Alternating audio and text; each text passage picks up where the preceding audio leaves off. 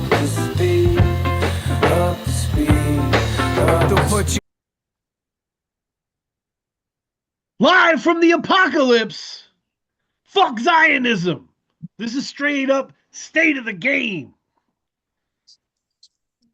And if I offended you, we'll talk about it, Uncle Mike, next next time we meet. But I am Dano. Got a chance at work to tell people the story. In my early 20s, went to visit my mom. When she didn't see it, I slid an envelope with $1,000 in the freezer. Ooh, that's hard. I called her 4 blocks out after I left. Was like, Mom, check the freezer. Mm. Damn, that's a good flex right there, man. Shit. She never would, because old Jewish woman. She never would have accepted the money. You know what I mean?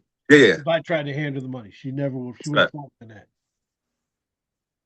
Slid it in the freezer. So as I was doing that, my co-host was eviscerating people with Yo Mama jokes that will haunt them for the rest of their lives, like Kevin Garnett trash talk.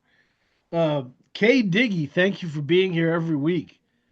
I need the Cheerios, man. Yeah, some of these went. No, never mind. I won't say that joke. Yeah, it's great to be here. It is great to be here. Shout out Mello, shout out KG. People Shout out Lala.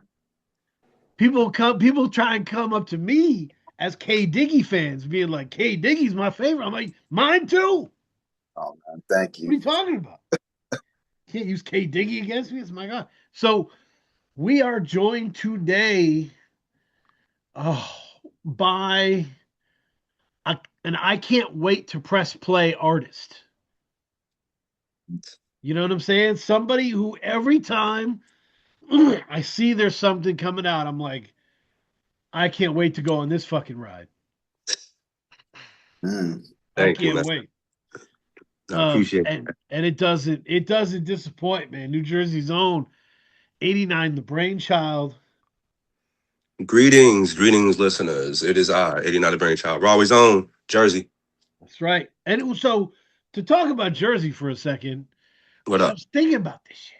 Like, if you listen to enough underground music, right? Because like most people listening to music, as you know, commerce is attacking art every day. Yes, and absolutely. Trying to make music less important, right? Don't worry about who the artist was or where they're from. Just it'll flow. The algorithm will flow. And but if you listened and you're dialed in and you're paying attention and you're, New Jersey sounds different than New York. And it kind of always has. And I was trying to figure out why. I get where you're coming from with that, and I could see it as well. I say personally, like if you're asking me, like and no one else, I've seen industries lock in on New York since the dawn of time, and it's been a difficult nut to crack with New Jersey for whatever reason in terms of like for the hip hop space, and even in certain regards within like rock music and shit. Because like I remember like seeing like some of these bands in Rutgers, and like just they weren't getting the same looks that they were in New York. So I feel like because like there was kind of a underexposure, like you kind of had to be in the know, like you had to be from like either tapped in really online on some real underground shit, like, or you had to be from the surrounding area. As opposed to like New York gets amplified so much more. It's like moths to light. You know what I mean? Like it's like they like you can sit there, you can see that shit like on a map, point to New York blindly. Like you can't really like you can't tell someone to point to like Newark or Jersey City or you know what I mean? So no one's like it's hard to like really lock in, at least like for outsiders and shit. And I think that's allowed us to kind of just free to cook on our own. where we could like we're left to our own devices and not tampered with as heavily as I see like certain New York artists and even like other major metro areas. Mhm. Yeah, it's I. You're pointing towards where my head was at, which is you can't. It's hard to quantify without going to New York how much is happening all the time. Hmm. Like the literal noise, right? Of like how much is happening, how many different artistic movements are happening, right? How much is informing itself, and um, whereas New Jersey, you can feel it. There's a little more space, you know. Yeah, People are creating with a little more space. I guess to borrow a New Jersey reference, uh, Bruce Springsteen and the band made this giant sound together, right? yeah, But then Bruce made a bunch of what he thought were demos in his garage, and it he brought it back and was like, "We should put the band on these." Everybody's like, "Nope, it's done. It was it's you in the garage, and it has to sound like that." And yeah, that's Nebraska. That's the album Nebraska. So like New Jersey would be Nebraska in this case, you know? yeah. I could see the diversity between like the cats that you hear coming out of the Jersey area, like this isn't to toot my or like gas people up strictly on some bias shit, but because like these are my friends and I've seen the work that they put in, I see the place they're going. Like, yo, Fatboy Sharif makes totally different music than 89 the Brainchild. 89 the Brainchild makes totally different music than Popo 2004. Popo Right. 2004 makes totally different music than Wise Boy Jeremy and a lot of them cats down in South Jersey. So I think hell, and you could go to Al Bial or whatever if you want to go like mainstream street level shit. Like, Mm-hmm. there's a whole lot of, and then Jersey Club. We got a whole bunch of Jersey Club cats. I think Sure. this is a great time, and I think it goes back to my thought, like because we were left kind of to our own devices. We've all kind of like grown and able to kind of just give each other the room. Like there's no real Highlander type situation going on out here. But within like everybody want to be the quote unquote king of New York, and yeah, like that's a noble thing. But I think just for us out here, I think because there is so little expectation just because of the infrastructure that like this state lacks in regards to the arts. Because like fuck radio, we could go into even like the school systems and stuff. Like we got like performing arts programs that are shutting down. Hell, like people aren't going to the church as much, so you may not get another Whitney Houston out of New Jersey for a while. You know what I'm saying? Right. So like, but for us, it's like we're just out here just trying to like figure it out, and we're realizing like there's no one way to get this shit done. Like there's no one way to success. So I think that's how there's like been so much of a like our own bubble. Yeah. Yeah. And that creates a different sound when you're able to do that within your own playground. And it's like the history of Jersey hip hop is like that, right? Like, you know, I was a huge Naughty by Nature fan back in the day, Word up. and they never felt connected to the industry ever. Like, Yeah. they were not on posse cuts. You know what I'm saying? They were not like they weren't really invited to the party. You know? Yeah, no, but a lot of them, they all like go back to the whole bubble concept where Mhm. like you see photos of like outsiders. You see photos of artifacts intermingling with Yep. Redman and Queen, Yep. like Queen Latifah, Yep.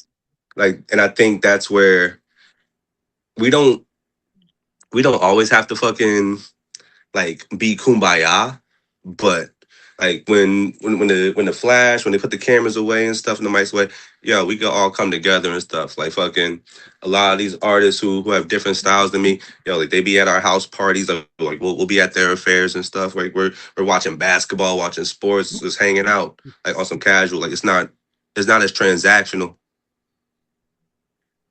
Yeah, yeah. New York and New Jersey check on each other. You know. Yeah. Yeah, I'm with you. Yeah. Yeah. So we're here to talk about the album.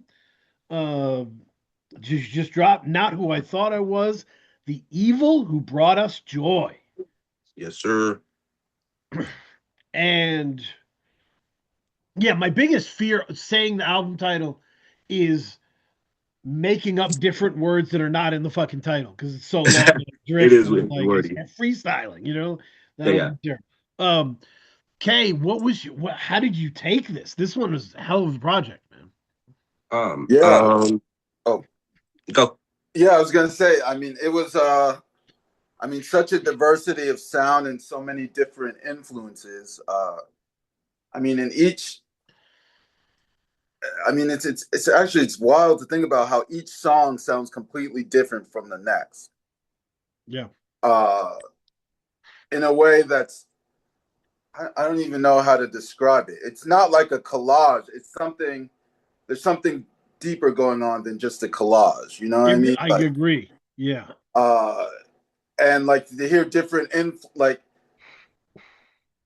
yeah, I mean it's very like this out like this project was very it was indescribable. Like I'm trying to find the words to wrap my head around it. Plus. Yeah, No, continue. yeah. So I mean that's kind of I was kind of trying to yeah. I'd like to hear more about your words. Like it's such a unique project to me. I Thank you. Thank you. I think my approach to music, like I'm a MTV, BET. I was watching like Power Rangers and like Dragon Ball Z and Gundam, like after school while still playing ball and like getting K Slay mixtapes and stuff like that while still tuning to college radio. So I've been in enough different spaces and been able to kind of like pick out like what like pieces from certain things. Like so I feel like a lot of people they be just almost following like a particular artist to like down to a T to where you could like pinpoint like yo this motherfucker is trying to be exactly like Yeah. fucking Yeah. Woods or this motherfucker is trying to Yeah. sound like this artist in the West Coast or this motherfucker trying to sound like Kendrick or whatever. Yeah. Like for myself, like there are elements of like UK Yeah, grime that I fuck with that I got into early like when I was in junior high. There are elements of certain like cinematic type sounds and shit like on Apocalypse Edition where the beat changes and shit. Like for me like that feels like when I watched certain cartoons when I was a kid and you would think like yo man our hero like may fucking lose this one and all of a sudden Mm. something taps in, he's like, oh shit, he just reached another level. And for me, that's like what the third verse is, which is why it's like one of the only records that has a third verse from me and shit on this Yeah. record. Because it was like, nah, yo, this is like something different. This is special. And especially at a point where now we're like we barely doing one verse on records. But um like there's a whole like I wanted to try and get as much as me across because we've got so much into character over the actual story like we get so much into like these like personas and whatnot as opposed to like really like, let's get into the meat and potato of the song. So for me to kind of get people back into that, I got to step into like their world. So it's like you know what? Let me not fucking it's like hit y'all like with deadpan shit. Like let me not be dry. Like I need what would I need to wake me up? So for me, it was like a lot of this. I was like, let's get these high energy sounds. Like let's get somebody like these Simpson there because like that really like speaks to me whenever I need that energy. Because there was a point where I was like depressed. There was a point where I was going through some shit, and I had to sit there and get outside of the music that I may enjoyed on a technical aspect, just because like sonically, like the music itself was kind of like just dark or something like the themes and shit. And I'm like, yo, I gotta get out of this headspace. Which is like kind of like what paper cuts is, where it's like I'm talking like I gotta get out my own head. Since I can't get out my own bed, it's like, yo, I gotta like sit there and make a change and figure out like what are the elements that I need to for me to be complete. So for me, it's like this is all me. Like fucking having Fatboy Sharif on a fucking drive-by record, it spoke to like the traditionalist in me, where like me and Fatboy went to high school together, like freestyling and fucking like in class. And I had to sit there like, yo, let me rise to this occasion and shit. While I'm sitting there working with like freaking singers and stuff, and I'm sitting there trying to coach them like we're in fucking Baptist church or some shit. And but that Right. speaks to me as well, because like my mother, she was my youth choir like director when I was a child. Like she was in the church. So for me, it's like me speaking to my moms, as well as like the things that she taught me. And the same for like with my father and stuff. Like there's certain like I'm a like I feel shit. Like when it comes like when I meet people, like these people, these sounds, they have effects on me to a point like, nah, yo, like you have now put yourself into this story. That's why like even like with the features, it's so diverse. It's like the same thing. Like, nah, yo, all this is part of me. So for me, I'm like, let me not like there's certain things about artists that you wouldn't even like know they were into. Like there's certain like some people could be funny as fuck, but you wouldn't get that from their music. You know what I'm saying? Like there's Yep. some people who are fucking like super deep thinkers, and you don't get that from their music and shit. Yep. Yep. So for me, it was like, nah, I can't leave a stone unturned to allow any type of misconception or false perception. I want to be very direct and intentional about like the things that I want to talk about, and the sounds and the styles that I want to highlight, because like they mean something to me. Yeah. No, it's I. You are queuing me up perfectly. I have an '89 the Brainchild rant in me. Okay, if you want to hear it, Go I ahead. got you. and it may help with digesting the album. So, as Kay knows this, one of my favorite artists of all time is Fiona Apple. Um, and she doesn't do a lot of interviews, but when she does, they're interesting. And there was an interview I saw with her a long time ago. It might have been Mark Maron's WTF interview back in the day. Like Marin. Crazy. So it was, and she was saying wild shit. She was like, I took 8 years off to study butterflies and shit. Like she's all over the place, right? But Word up. she was like, I'm done trying to be the best singer in the world, trying to perfect my voice, trying to focus on my voice. I'm done with that. She said, my voice is an instrument of the song, Yes. and it's going to do its job, just like all the other elements of the song, to get this song to where it needs to be. And I kept thinking about that quote, listening to um, Not Who I Thought It Was, The Evil Who Brought Us Joy, because it most rappers are starting from the premise, watch what I'm going to do to this beat. Yeah. Watch me burn this beat down, right? Yeah. You're starting from the premise of how much can we do with this song? Where can we put this song, right? How Yes. far can we take this? How much can we do to this song to like where could it end up if we really thought outside of the box, put through everything at it, you Yeah. know? And That is that's definitely my attention. that's a different state of mind, you know? Um yeah. Nah, I see a lot of people, like we're in a very high volume, like just give me multiple albums in a year from artists and stuff, which is like, yo, I applaud the capability of them artists to even keep up with that kind of demand and shit. Like my friends included. I think for myself, I don't I don't hold myself to like the same type of criteria that whatever they feel like their consumers like they have to meet.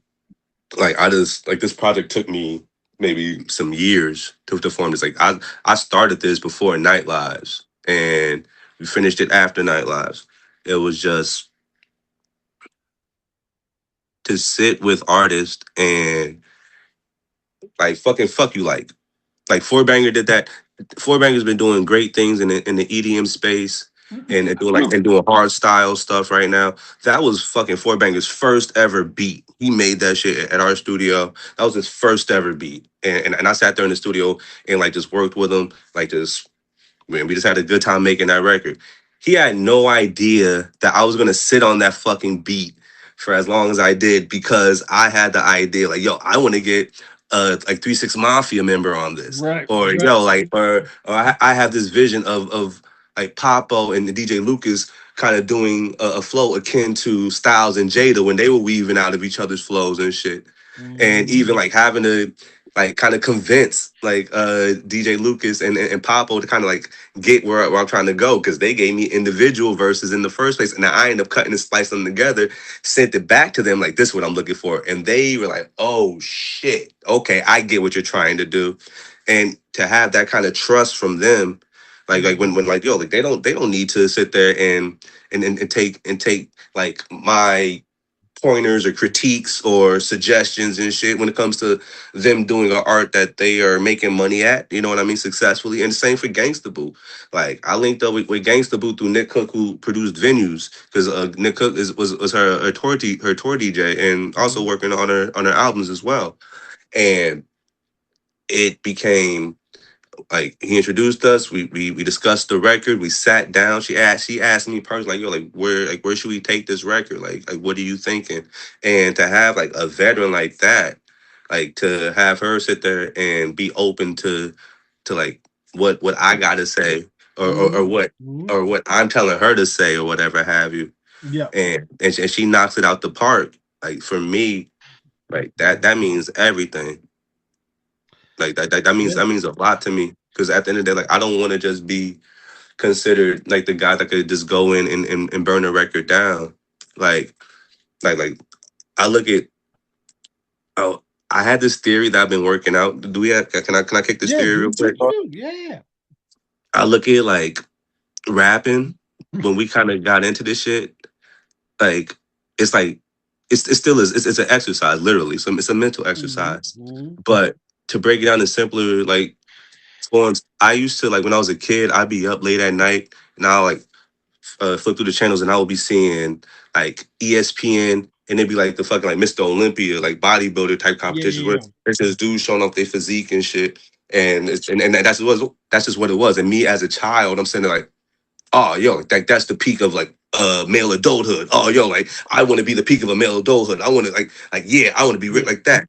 Mhm. And I kind of look at that similar to how like the console, like, yo, we're just gonna go in and just like knock out 10 tracks, just bars, fire. And I'm like, all right, cool. We're just sitting there, we're just flexing muscles right now. As opposed to like there's someone that is sitting there that is lifting that same weight, that is capable of like doing the same exercises that could get to that type of physique, but they're using it so they could be an MMA fighter. Or they're lifting that weight so they can sit there and like maybe even pick up hay on a fucking farm or like there's so many uses like for this muscle where it's like you know what I want to take this and not be the fucking Mr. Olympia. I could still like Yeah. fucking like yo if you want to sit there and get in the gym we could get the reps up like I could lift the fucking weight if you want to rap Sure. Sure. but for me I'm like though like I'm using like the same muscles y'all are just to try to like knock out some other things Yeah. Yeah. so Yeah. yeah so like for me it's like like that means so much. The I like that. adorable part of rapping is that sometimes like it's almost like a super aggressive spelling bee I'll fuck with that. because That's rapping, the history of it, oh, it's built on battling, so you're battling to be the best, but yeah. you're also most rappers are word nerds, right?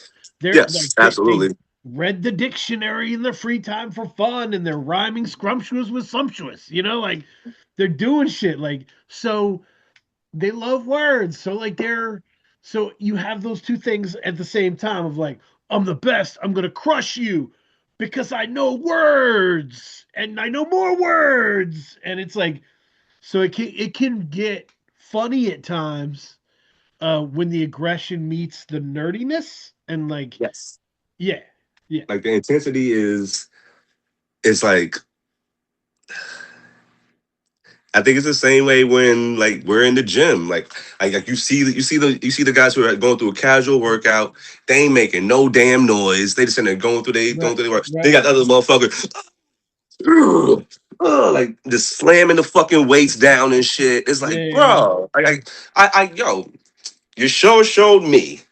Right. That's a strong person over there. Do you hear him slamming them weights back there? He's the fucking king of this fucking gym right now. Yeah, And hey, respect. and I agree with you. I like that you use the bodybuilding metaphor because, as I said, I do feel like some of the rap is just purely aesthetics. Like they're not able to turn that aesthetic, like you said, building the muscle and displaying it. They're not able to, turn that aesthetic into something realistic and practical. As in, like you said, with the farmer, like the guy who working out, doing the same exercises, but uses that muscle to lift hay, Right. Yeah. something like that. So they haven't been able. They've been able to master the aesthetic of it, but it doesn't mean anything because they haven't converted it to practicality. And I think that's where like I find I'm not gonna say what people aren't doing, but I say what I am doing. I think I have found a way to kind of like connect with like a demographic and a crowd. Like when they hear these records, the conversation isn't just about like my techniques. They sit there like like they're gonna appreciate the fucking flows. They're gonna appreciate like the wittiness, but there's certain things that are attached to that wittiness in terms of like themes and and concepts and storytelling that I think people and even like getting certain points across. And I feel like sometimes like there aren't any firm stances being made in like the 400 bars of death or whatever have you. Respectfully, like it's just a lot of technique, and I love techniques. Like I love styles and shit, man. But like for the way that I approach it, like I want to have a connection like outside of just like a rapper space because that's how you end up with people who like with a fan base that loves rap but doesn't really like care about your humanity if you didn't exist as that rapper entertainer for them. Right. Like you get the whole like, oh shoot, I don't really listen to a lot of hip hop, but I love you. Yep. No, that makes sense. And the thing is, with both your Night Lives and this album, both came out on Fused Arrow Records, right? Yes, yes, And I think in terms of abstract stuff, I don't know what the right thing to say, like left field, right? Like in terms of that, yeah. Steel Tip Dove is kind of like the Jerry West executive of that shit. Like he's like he can hear the talent from shit that 9 times out of 10 people would be like, I don't know what's going on here. And he's like, I get it completely. And this is amazing.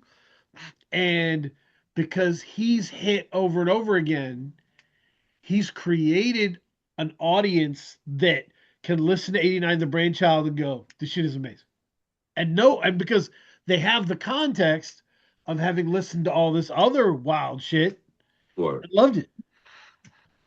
nah, so it's been a blessing being part of the Fuse Arrow. Shouts out to Fatboy Sharif for Yep. kind of like middleman in that situation. And like I have nothing but good things to say about them and the label. Like the way the label has kind of expanded a little bit more now, like since like the Sharif wave and the GDP coming back in the mix, and now you got fucking like Shrapnel. They dropped some fire shit.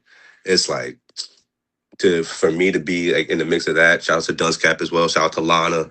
Like yeah, and even with that, like we all have a relationship. Like this isn't just like me and AJ Sway could like get on the call like it's nothing. Like ain't Right. no thing. Like Lana, like Chop has done art for Fat Boy. Like Oh yeah. Oh yeah. I Chop. I was in their home working on Found with 16. Like after my father died and shit. So me and Chop Like, yo, like he was there for me at a real like pivotal time and shit. Like fucking like Curly Castro, he has background vocals on another record that's gonna be coming out later on and shit.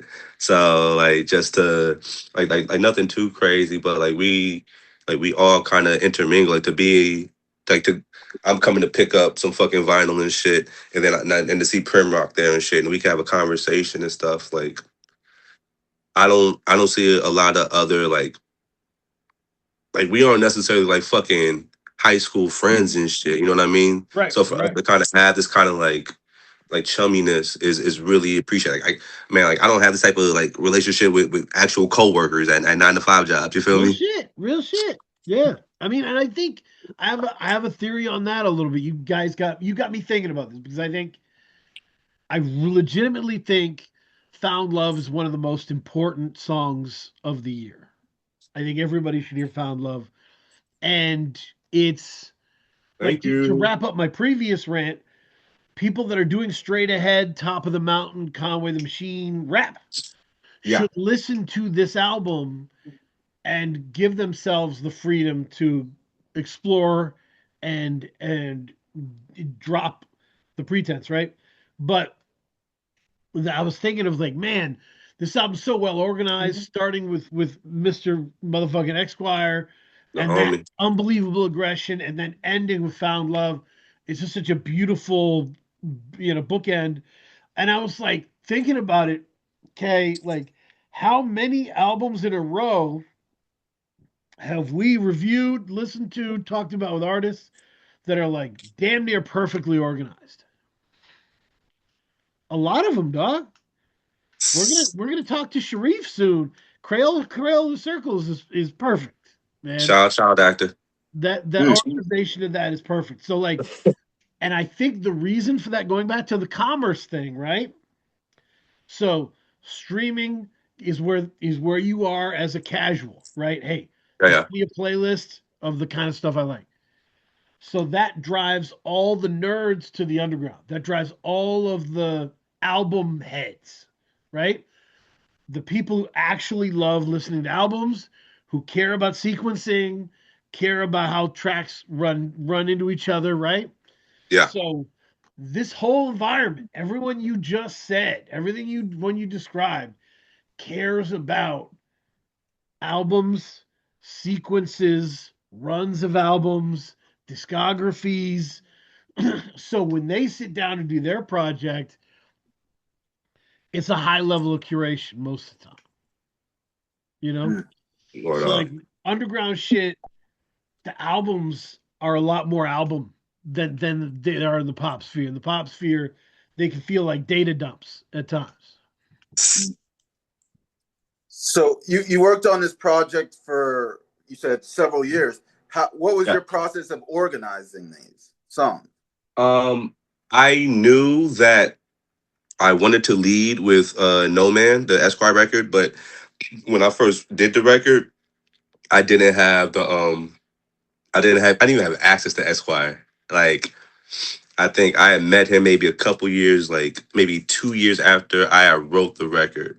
And but I knew I was holding that shit, and I got booked on the record with him. Fat Boy, like kind of helped, kind of like get us in the studio together, and he came over, started watching wrestling with us and shit, and that just became a thing. When it came to fucking like a record like Father's Day, like I outsource for certain instruments. So like the horn section on Father's Day, Mhm. like the trumpet, like that was my man Jermaine Brito, and I had known him through like through the Jersey City scene because he would be playing in different bands and also in Latin groups as well. And then we knew a drummer, AJ, was a good friend of mine. Like he was a producer. Like it's a whole lot of fucking like I'll have skeletons of records. Like I didn't know I wanted to end with Found Love. I was gonna end with Apocalypse Edition, I believe, but I didn't have. But I didn't even have I didn't have the beat switch. So I didn't even have a third verse. I think I wrote the third verse maybe I think I had the third verse maybe written, I would say a year later, and I was like, yeah, yo, like this shit is hard. Like Subject 5 definitely blessed us. It's a it's a process. I get picky. Like I put songs aside because, like I said, like I put Nightlives out, like in between me kind of piecing this album together. Like Nightlives dropped, like like my dad was at the release party. Like my dad passed away. I didn't even write Found yet. So it's a like I had an outline for the like what the album was gonna be within the theme. Like I wanted to talk about like the journey of man through like a changing landscape and also trying to just maintain their own composure. Like, and I feel like that's what like Paper Cuts, that song is. Like that's what fucking even like on No Man, like when I'm talking about like fucking like arguing with my girl, like and her fucking like while like her career is rising, mine's is fucking dying and shit. It's like, yo, like how do I like dude, don't fucking lose your mind in this shit. So for me, it was like Yeah. I knew what the story was gonna be and I had to sit there and take into account, all right, what scenes like do we remove? Like, cause I look at it like a fucking like a film or a musical in some aspects. Where it's like, all right, like can I afford to like get rid of this sex scene? All right, cool, this sex scene goes, but this one gets that. All right, can I afford to sit there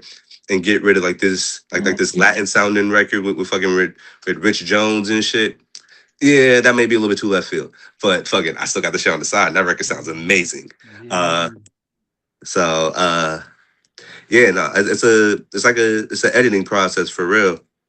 But Interesting. about love like getting certain like instruments like AJ, Jermaine, fucking Night Lives. I had my man Curtis who did guitar on like the intro. Fucking even working with other like background artists that have like Rafia was a great artist in her own right in Brooklyn doing her damn thing as a visual artist as well as like performance. Even two Zenith was killing shit in Rhode Island.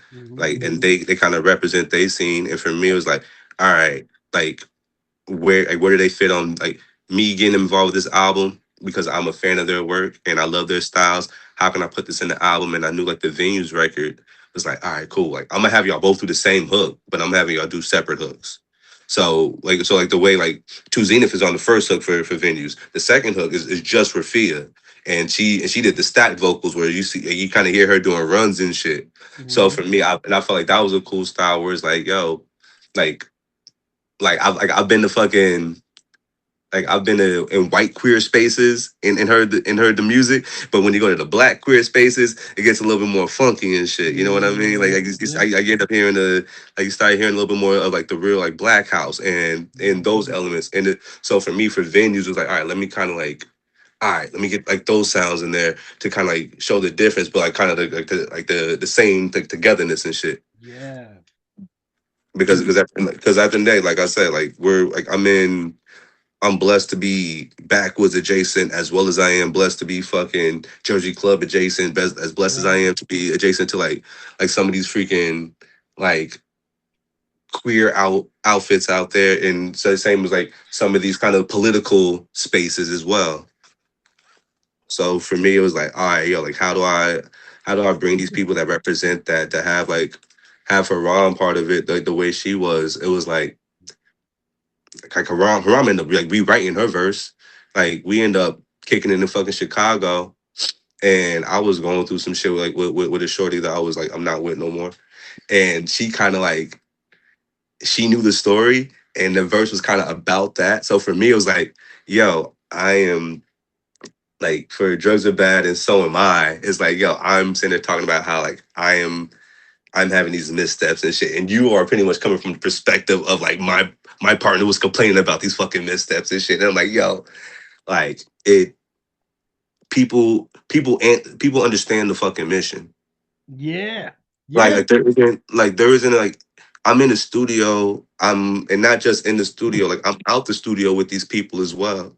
Like I'm able to sit there and shoot the shit with these artists on a casual level. So when they hear me approach the music with a certain passion, they're able to kind of lock into a certain space too that they may not always be in. But because they have a familiarity with me as a person, they're like they're able to rise to the occasion because like yo I'm always with you 89 so like I've heard you speak on this shit at a with a certain tone to where it's like all right cool like I'm with you here now. Right. I mean, I think it goes back to something R.I.P. Scorsese from Philly.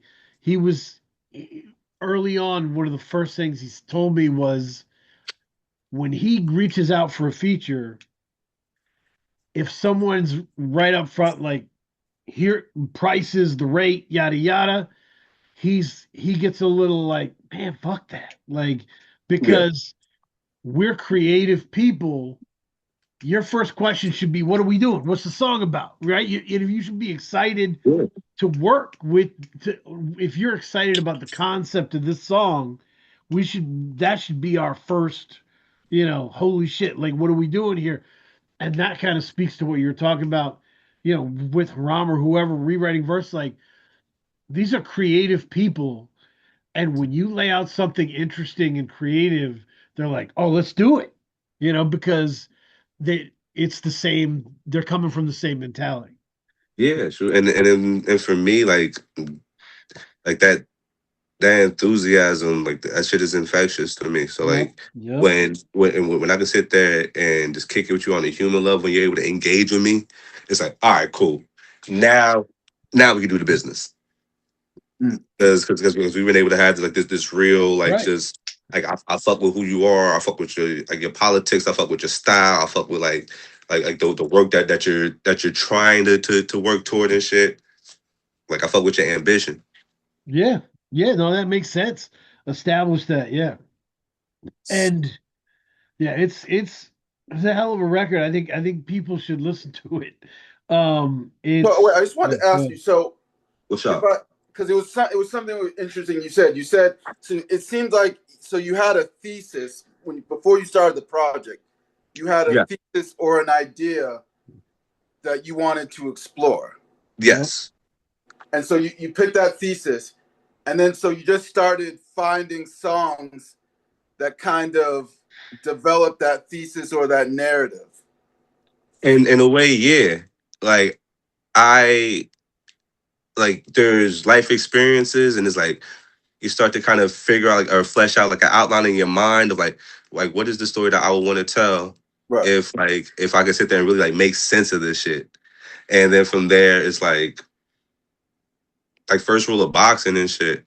Like Mm, like love like, it. like that record had to be like that was a fucked up situation that happened to like women that were real close to me in a scene that I value so much. Like I look at like yo y'all familiar with Rent, like the musical Rent. Yeah. Yep. I look at this shit like almost like Rent too, like fucking we kind of like we able to kind of navigate the AIDS crisis and we're dealing with like different drugs now, so it's not as like aggressive.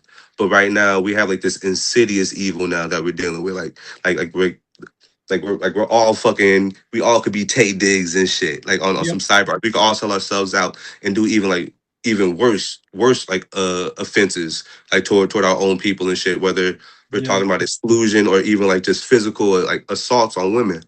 How for me, after kind of like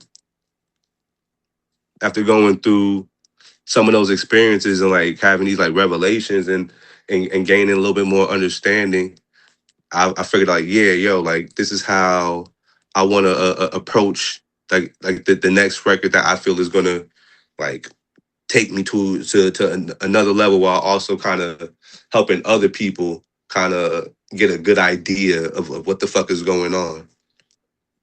Mm. That makes sense. Yeah. I mean, if someone pressed me for a thesis on this, Kay, Okay.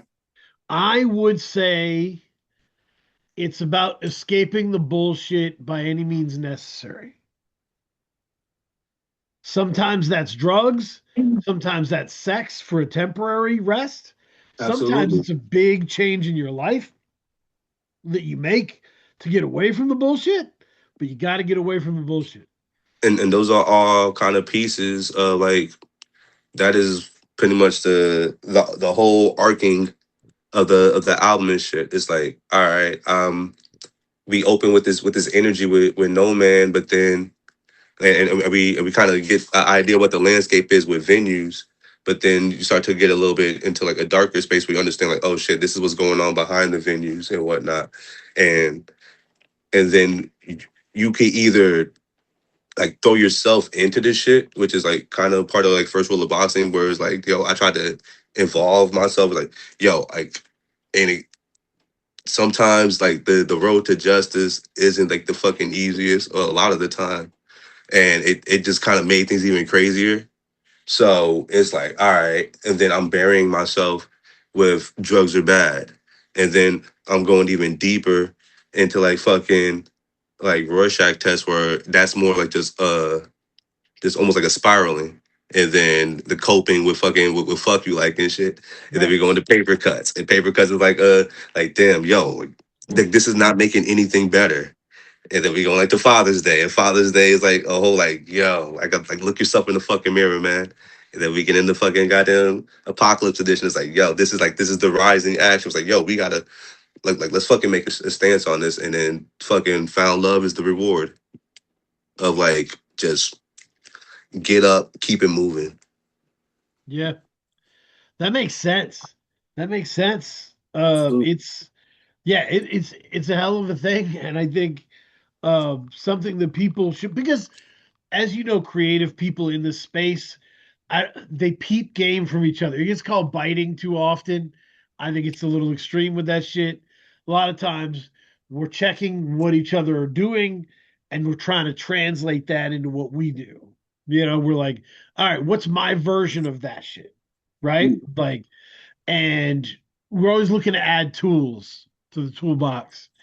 And I think people should study this album, right? Not who I thought it was, The Evil Who Brought Us Joy, and to kind of loosen the barriers around what they've done, what they've constructed, to be able to, as you said, find more within themselves that they can showcase. There are parts of you that you may never have gotten to put in a song, Word you up. know, that you could put in a song. So it's a, I think it's an important lesson. Um, yeah. Kay, talk to me about runs on this album. Man, I loved. Sorry, I'm pulling it up now. I loved the opening. Oh I man. loved the No Man the venues because like I hadn't heard any of your music before '89. Word. So when I heard that first song, like you like the first song, we we talk with artists all the time and they stress the importance of the first song setting the tone for the Absolutely. album. And Yeah. so you hear that first song, you think, okay, this is what it's going to be like, and then it transitions to venues, and it's almost like a what's the best way to put it? It's such a shift in sonics. It's Yeah. almost like a head rush. You know what I mean? Going Word from up. and so I thought that was like a really great decision. But my favorite, like I said, I liked the two opening songs. I think for me, the the run was I did like First Rule of Boxing, but I'll go Drugs Are Bad, the Psycho Boom arc, Yeah. and Fuck You Like and Yep. Paper Cut. Yep. That I fuck with Yeah. that. Yeah. I mean, Yeah. Going but into no, go ahead. with the intro into venues, I looked at it like I said, I was like into a lot like this flashy, like colorful cartoons, action shit, like fucking Power Rangers, like fucking Big Bad Beetleborgs and shit, like Yeah. the Saban stuff. Um, and I would think like I think like the first episode of like those TV shows, it would be like the most high energy theme song, and you get like this like it would just be like this you would get introduced to kind of characters out, and I heard that beat, and then even like when I'm writing, I'm kind of like just introducing like these people. Where I'm saying like the like the women in my life, the friends in my life. Like it's almost as if like you're watching the fucking like the theme song of a show, and then you're seeing like flashes of like the other characters and stuff that you'll meet later on. And then venues is like, all right, this is where the episode starts. Where like the Power Rangers are at the juice bar and shit, or Saved by the Bell. They at motherfucking the Max and shit. And that's kind of what venues is. Where it's like, all right, now this is our starting point. Like fucking No Man is like the theme song that get you revved up for the fucking show. And it's like, all right, cool. We start at the fucking juice bar. Yeah, no, that makes sense. It's yeah. And by the way, I woke up. I every day I set another different song as an alarm. Yeah, Um, yeah. so this comes from the mixtape days where I was ripping mixtapes from Dat Piff. I was waking up to DJ Ski yelling ski, ski, ski, ski. And my Word. wife hated me so much. Um, she still can't she still can't hear the Cooking Soul production tag without freaking out. Cooking soul. She can't do it. So I woke up to Dollars for Death today. Um, Yes. and I was great because the beat starts up. It's very sparse, but it's scratchy and crazy, and then Boogavelli's in the background going crazy. It's so Yeah, shout cool. out to Beach. It's so cool. But my pick would be very similar. It's almost like um, a Star Wars movie and the primary fight scene where everyone's there and everyone's going nuts. Yeah. That on that this album, that's 5, 6, 7 to me. Bless. Drugs are Yep. bad. Psycho Mark, fuck you like. That's the big, like, ape kind of apex action. Yeah, Um, no, and yeah, that's how it should be kind of like with certain cinema, like you mentioned Star Wars, yep, like we see like we introduce our characters and you start seeing like all the mayhem and shit, and then toward the end it's like all right, like they're kind of like planning like all right, what is our plan of attack? How do we deal with this fucking shit? right, right. And then we get to like one last battle that's not even as long as the rest of the action, like they killed fucking Thanos at the beginning of the fucking movie. Yeah, no, I mean, to me, there is a conversation around your first songs and your last songs, right? And we're always talking about that. But Yeah, like, I have recently become it like the album needs a belt, you know? The album I needs feel a belt to hold it up, you know? And so that the be mindful of the middle of your album, you know? The word middle up. of your album should be stunning as well because you want people to go through the whole process. Absolutely. And I think that's like I think we are so like we got less restrictions now. It's like I've seen Alchemist and DJ Head talk about it. How Alchemist was in it. Like they're Right, talking about how with the labels they were the ones that kind of pulled the we gonna make it out of Alchemist. right, right, And like and now since we're so kind of free from the labels, like we kind of just are allowed to just throw anything at the wall without that kind of consideration.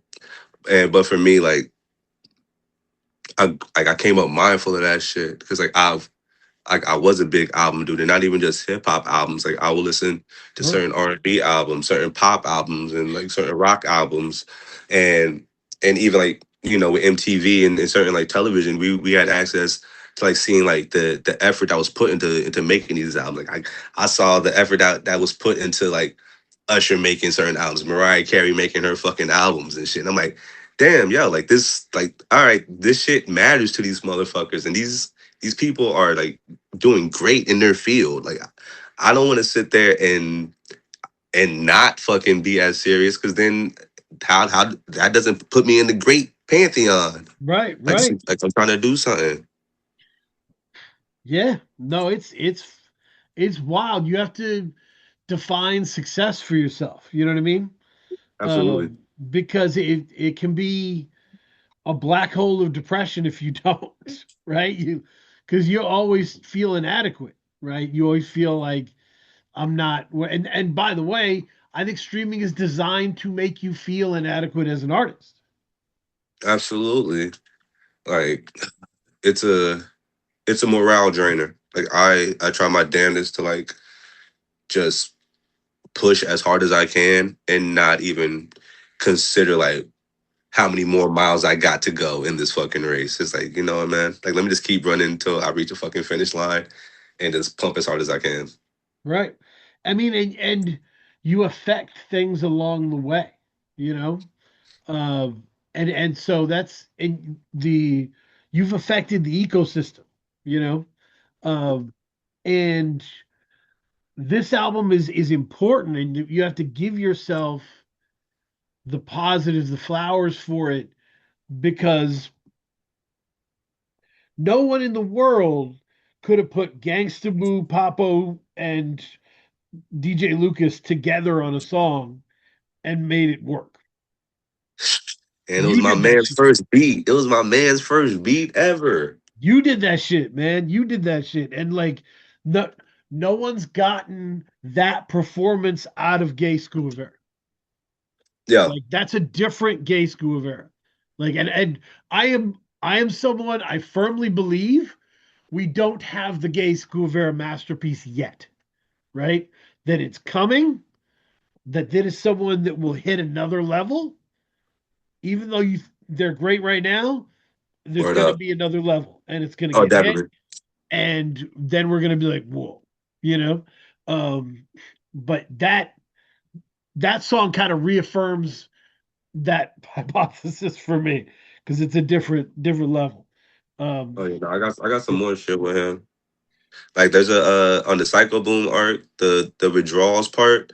yep. I had to cut a verse out of that, and then there was also Adagai's verse as well. Yep. But we're probably gonna we'll release that. Like we're piecing it together. Like that's all. I'll keep I you in the love loop on that record. and I love Haram's performance, um because it's so cool, and she doesn't say anything crazy, right? She's very real, um Yes, but there's a delicacy to it where I don't know, she's not trying to push big energy or match energy. She's herself, you know. um she's does like the wind on that record. Yeah, dude, Like the yeah. way she flows is like fucking fabric flowing in the wind. Yep, perfect, Mm. that's the way to say it. Yeah. So yeah, getting the best out of people, being able to see the vision of how other people are and how good they are, um, and how they would fit. That's an incredible thing. And all the different forms you take on this, right? Um, you on No Man is totally different from you on Venues. You know, Yeah. like in terms of how your voice performs. I thought Father's Day was lyrically my favorite of these Hey, performances. Great. Um, Yeah. So yeah. I had a question about the features. How did you choose feature placement? Did the song come first, and you were like, songs will usually come first. Uh, like I'll usually have the beats on deck. I'll usually have like my outlines. Like I yeah, I write all the hooks. So for me, like I'm not approaching an artist if I ain't got like at least a hook ready for y'all. You know what mm, I mean? So like um yeah, like those I I have relationships with like aside from like Gangsta Boo, who I'm like I said I met through Nick Cook, but yeah, like the word like she kind of he was hyping me up toward her, and then she was open. So we had a whole session and had a whole conversation. So everybody was able to kind of like sit down with me and kind of get the gist of the record. yeah. I'll play the record like in front of them. Like we'll go out to eat or some shit. Right. Yeah. Like so, Gangsta. Let's go. We'll go with Gangsta Boo. Like, What why was she on that particular record? How did I she get on that? when I heard the beat and I made the hook, I Mhm. already felt like the energy. Like man, like I don't have enough Southern credibility to sit there and do this shit. And then it started going into like, all right, let's make like a fucking let's get the dry erase board and figure out like who are the artists that we have connection to. And then it turned into like just crazy coincidence. Not even coincidence, but just like God. Like I I went to a fucking show and I was supposed to go for this girl's birthday. She stood me up on her fucking birthday, and I ended up going to the show. And Nick Cook was DJing, and I was like, you know what, yo, I'm here. I'm not fucking like leaving this shit pissed off. I'm gonna make something shake. And I gave like Nick Cook like my info, told him about my tapes and shit. It just happened to be like New Jersey Club Cats was talking to him about me too. He fucked with me, and then he told me about Boo. Like he was like, yo, I want you and Fatboy to do the show with her. I'm like, yo, like you think Boo could do a record? Because it's just like it just fell in my lap in a way where it's like and it was all just kind of just so organic, like just wow, like I had this moment that led me to sit there and just not take a L on a bad date, and then it turned into fucking a relationship with like a excellent producer DJ, and that turned into him having enough like respect for my craft to say, hey yo, sure, I think like this could be cool like for you as well as her, and I'm like, all right, cool, yo, like set it up, and then Boo sitting there like just having enough respect for like his word as well as like her vibing with me where she ain't gonna sit there and like charge me an arm and a leg on top of really like being able to sit with me and like really like just kind of catch a vibe where we can have a conversation about where the verse should go. When it came to her writing the verse, like I already had my verse down in my chorus, and I was like, "Yo, I don't want you to sit there and kind of like just be like a sex object on this record. That really wasn't my idea for any of the women on these on any of my albums and shit. Like, I never want to sit there and like use women as props in that kind of way. You know what I Right, mean? right, And right. like, and if a nigga just to say they got a chick on the album, but oh nigga, you fucking the bitch like on the record. You know what I mean? Yeah. So I didn't want her to sit there and come with that approach. So we chopped it up, and I'm just kind of saying like, yo, like my verse is kind of coming from a space where Mm. people may come down on me because I may be overtly sexual on records, like too much for their liking. Like, and she's like, well, yo, I never really had that problem. Like, no one ever told me how to fucking do my shit. I'm like, yeah, well, that's because you're gangsta boo. Like, you're a fucking badass. But there Yeah. are women out there that look up to you, and like you could kind of speak toward them on like some advocacy type shit. And then she was like, yo, shut the fuck up. Like, she just stopped me. Like, that says like I like that word, advocacy. And she was like, all right, I think I know what I'm gonna do. And then she came back, like she went into her corner, smoked up. She had a drink, wrote up and wrote the shit, punched in. And I was So like, you're kind of like, so it sounds like you kind of you were directing people a little bit. oh, absolutely, Okay. absolutely. Like I'm very hands on, especially like some more than others, just because like Fat Boy, he like all I had to do was sit there and kind of explain to him like what my verse was about, and the record itself was like it gave him enough room to kind of just be as free as he wants to be with the hook being what kind of like ties us together. So it was like no matter where Fat Boy went, like it's like all right, yo, like we're good. And with other records, it's like all right, like with the Gangsta Boo joint, it was it's a little bit more, it's a little bit more specific. Like Right. we have like just because for me my verse was coming from like my own perspective, and I wanted someone to like, all right, yo, like, can you speak toward a group that I like as a man can't speak toward?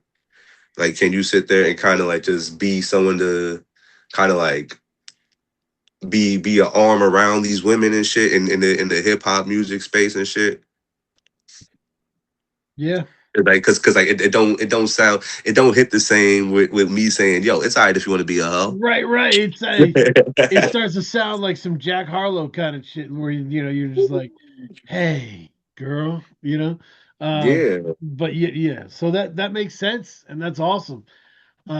But yeah, to be able to, I don't know, man. Like I've always been somebody that likes sitting with people and throwing out ideas and seeing what works and like um and I think that sounds like what you were doing is kind of sitting and here's what we have, here's what's going on, here's what yeah. we can do, right? Like I'm not the type, like when it comes to albums at least, I'm not a guy that says like, yo, let's just build a record from scratch in the studio.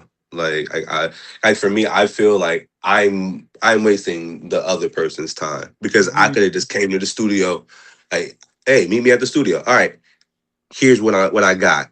And I can give you this full session to sit there and just do whatever. And even you could take the mic home with you. You know what I'm saying? Yeah. Like I Yeah. don't like I like to give people like room to really like cook and shit because I understand like people don't always feel like they have that luxury. And for me, like nah, like this ain't like this ain't that kind of. I don't put that kind of pressure on my artists. Like the only type of pressure that I will put on is like, hey yo, like this, like be serious. Even if it's like even if you're being funny, like be seriously funny, bro. Don't Right. sit there and try like to like don't fake try to entertain me and shit. Right. Like yo, like Commit to be what you're genuine. doing. Yeah. Yeah, like be sincere. Like that, and that's I put that over everything. Like Sincerity's huge. Yeah. if you sincere and you being genuine with the shit, mission fucking accomplished. We always gonna hit our mark. Yeah. Sincerity and commitment makes failing a lot easier. At Because least we kept if it you real. if you don't find an audience, at least you got to do what you did. Yeah, You know? at least we kept it real. And maybe they catch up to it, maybe they love it later, who knows? But you did it the right way, which that's good, you know. Thank you. So yeah, there's a lot of important stuff on this, and people need to tap into 89 the Brainchild, uh, and people need to work with you. Like Yeah, people need yeah, you as an I executive producer. agree. People need you I fucking, you agree. know, to Like to I would love to sit there and play a role in bringing something like like special like out of any artist. Like it don't really matter, man. Like if you work with me, I'll give you something that will stand out in your catalog, like different than anything else that you may have ever made. I agree. I agree. It's the vision is different, and you got to follow it, man. Kay, do you have any other questions here? Yeah, so I mean, I just wanted to. So you released this project, and it seems like it was the culmination of years and your childhood influences. Like, where are you at as an artist right now? Like, do you feel like you've gotten all that out? Are you looking for a new direction, or where are you at, like right at this moment? Right now, Yeah. um, I'm really just I'm having a brief sigh of relief just to kind of just be able to kind of have this out, like this expression, like it's like it's out my system Right. while still kind of like pushing the larger message. Hmm. Like because for me it's like there's the post release work that has to be done, and it isn't just about I want people to consume the record. I want people to kind of like digest the material for real, and like and really like let's really like just discuss these themes, these topics and shit. I want to like the reason why we got the Bags at the Underground Rap Show shirts and shit that we got floating around on the internet, like it's all kind of tied together. I'm working on another project that's more in the vein of like found love, like Oh those wow. like in terms of like the format and like the arrangement and work with other vocalists. So I'm bringing in a couple different vocalists. I got pretty much everyone that was involved on that record, like vocally, is part of this project, and some others. It's produced by this cat Foremost out of Germany. He's been doing some dope shit as of lately, and I got Beautiful Lou from Texas. He got a verse on it. I got fucking. I got a couple other artists on there. Like, I'll give y'all more details. Like I got some. I could send y'all. I'll send y'all a draft of what Send we me got. the draft. I love it. I love it. Yeah. Yeah, that's awesome. I got a I got a collab project. We can't really get too much into details, but it's with the homie and it's some rap. Like we are it's some fucking bodybuilding shit. It's some Mr. Yeah, Olympia raps. and Yeah. I don't want to belittle that. Like the barring out is amazing, Nah. and I It's love that I shit. think it is there's a Yeah, time for it. There's a yeah, time for it. Like there's a time for the exhibition and shit. And for me, like I want to be able to sit there and show like, yo, I could step into any fucking house. Like I look at like if you want to sit there and put me in a club space, yo, I could sit there and bring it. If you want to put me in like just this real avant-garde, esoteric rap space, whatever have you, yo, I could fucking bring it. If you want to put me in a space with people who are just casual rap listeners, but are just bigger on just song structure and shit, all right, cool, we could do that as well. So for me, it's like, all right, let me kind of just get a lot of those kind of out of my system. Where like a lot of the pieces of the album, they're all gonna get some type of expansion. Like you're gonna get like a little bit of an expansion of what the first rule of boxing, fucking dollars for death. Like you're gonna get an expansion of that. They're gonna get an expansion of what found love in venues was, like in a certain instance. So yeah. Like while we try to figure out, and I look at these like all kind of side projects, because like for me, I know like there's a bigger, like maybe there's not who I thought I was, something something something. Right, right, So right, for me, right. so for me, I'm kind of leaving like myself open to like what is the next chapter Yeah. of not only that project, but also like my own life. So as I gather like all those experiences and sort through that, I'm able to kind of like just, all right, let me work on this project and get this out of my system while I figure out and pull out the right elements out of all that, and then I make another found, or something Yeah, even greater than found. and that's still like when you create a universe like you just did with this album, you get to go back to it whenever you want. Absolutely. Like if where you are in your life 2 years from now, 5 years from now, fits into another chapter on it, you got it. It's yours. Yeah. You know. And that's So and for that's me, a like beautiful it's thing. yeah, like the album is such a kind of a reflection of my experience and of not only like New Jersey, but like the underground rap community within the whole tri-state and even beyond that within some of my adventures with Fat Boy. Mhm. So for me, it's like I never want to stop kind of being like the narrator of Yeah. this kind of journey. Like the people that get into their own kind of like fictional spaces or whatever have you, or even super hyper personal. Whereas like for me, I kind of want to be the guy that talks about like, I remember fucking Empire State of Mind. I fucking hate Hell that yeah. record. Hell yeah. But he sat there was that goddamn a tour guide. Yeah. Like like like there's a fucking hot dog stand. There's the fucking Yankees. There's where the Yankees plays. Oh, shout out the Knicks. It's like for Yeah. me, like within my art, I want to be a little bit more art, a little bit. I want to articulate myself a lot differently than that nigga did. But the point is still similar. Like I want to be able to provide history or like let's archive these moments and shit. Like I Yeah. want people like to because at the end of the day, like like there's no real monoculture.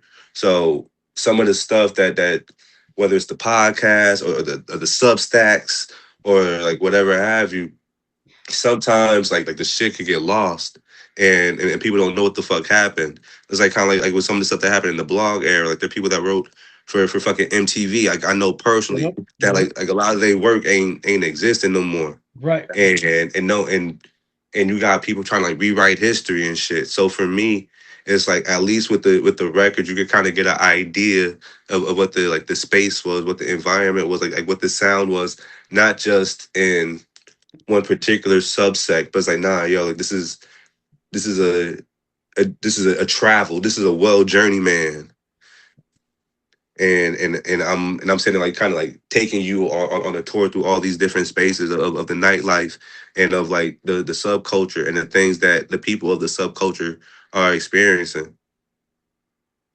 No, that makes sense. That makes sense.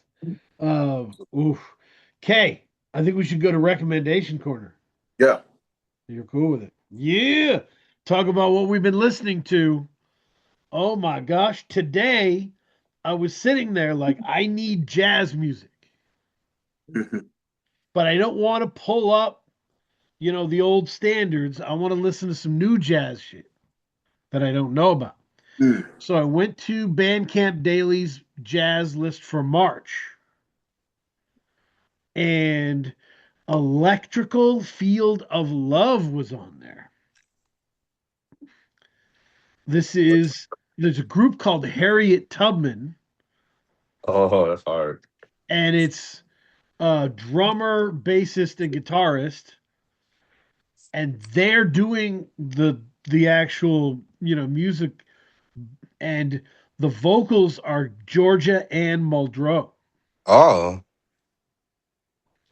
And so when it comes together, like it's not like a lot of jazz. If you're pulling up jazz, it's going to be kind of like hard bop kind of stuff. This is like live evil fucking bitches brew type shit. That's I that's fuck the with it. sonic feel, and it's so fucking cool. It's so crazy. So yeah, definitely give that a listen if you want to kind of escape that world. Um, I left a voice note, Kay, for Nicholas Craven. Mm. My voice note basically said, when I heard that you had an album with Roscoe P. Coltrane, Mm. I was like, I hope he knows how big a fucking deal this is. I hope he knows how important Roscoe was to us. Oh yeah. Right. And so when I heard Play with Something Safe, released it, I told him in the voice note, I'm like, I knew immediately that you understood because this is some of the best production he's ever done. And he knew this is, clutch. This is a clutch situation. I've got to step up to this. And Craven understands the moment like that, like Mm. real dope. So It's good. that's going to be the rap album. I'll go with a third album that's not a rap album. I don't know if I told you about this one, Kay, but I found a country album that I love Okay. called All Dressed Up by Leah Blevins. All dressed up, Lee Blevins. Blevins. Blevins. Blevins. And I was playing it in the car, and my wife was like, this sounds like Stevie Nicks, but Dolly Parton. Like if Stevie Nicks and Dolly Parton met. And I was like, but the look on her face was like, I'm still deciding whether that's good or not, you know? Mm. Um, and I was like, I love that. I love that confusion. But yeah, Blevins is from Kentucky. It's just a different vibe, but lots of really cool shit. Yeah, I really dig that record, especially, 10 tracks, dude, in and out. It's great. So mix it in playlist wise, but yeah, Tequila Mockingbird, Centerfold, the last song is crazy. So yeah, those are my official picks. Brainchild, what do you listen to? Shit. I've listened to a whole lot of fucking Fatboy Sharif unreleased records. Crayola Circles, that shit's out now. Fucking man. I've been diving into Hate Island. Eight That's what I Island. listen to. Shouts out to them. I got some shit with Teller Banks. Yep. Shouts to that whole squad. Yep. And Money.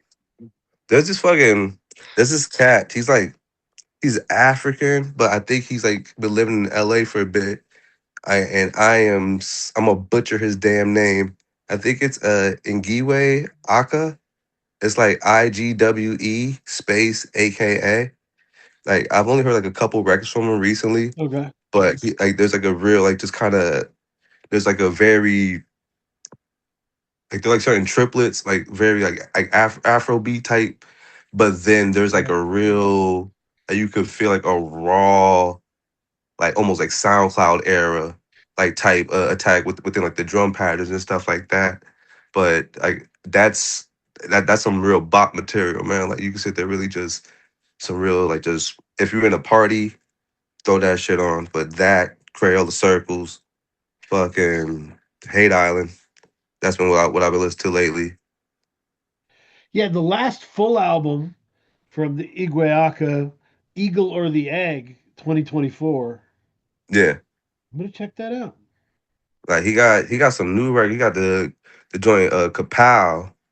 Like that video's been like really moving, and he has like another record Right, the that is like single, yeah. oh yeah, and there's like another record on the tail end of that record that I think he just released the full version of that recently, and that's been like my like let's go to fucking like I listen to my ride to work just to wake me up. Like it's high energy type shit. I You fuck with gotta that, get the energy, man. You gotta get the energy. Also, uh, especially in the you morning.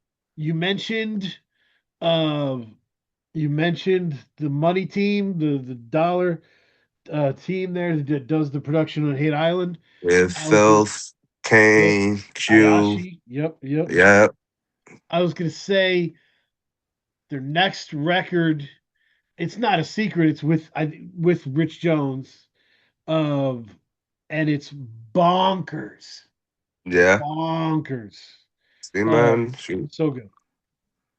Man, I got a lot of love for them. I was with them, I think like 2 weeks ago in Philly with Fatboy Yeah, Sharif. Yeah, sure. So it was a good time. Shout out to everyone out there. that's dope. And yeah, so Kay, uh what do you been bumping? So the Creole Circles, and then I checked out Yaya Bay's Fidelity, which I enjoyed. It was a change of. It felt like it was a change of pace from her Yes. previous project. It was Yep. just very laid, just a really sweet. Maybe sweet's not the right word, but romantic. Did it feel more conventional as an album? Like Convention, I don't want to sound negative, but yeah, yeah. conventional is yeah. I mean, it sound grounded, maybe grounded. I Well, like grounded. I like grounded. Yeah, respect. I could do grounded. yeah. It's but I thought of it really, honestly, Kay, as her Neighborhood Gods Unlimited, right? Like What in is turn, that? Neighborhood Gods Unlimited Open Mike Eagle album from like last year. Okay. So, and the thing about that album, because they did a whole thing with Mega on Secret House Against about it. I thought the production was fine, but I thought his lyrically he was at his best, right? Mm, And so I think of Fidelity kind of like that, where yeah.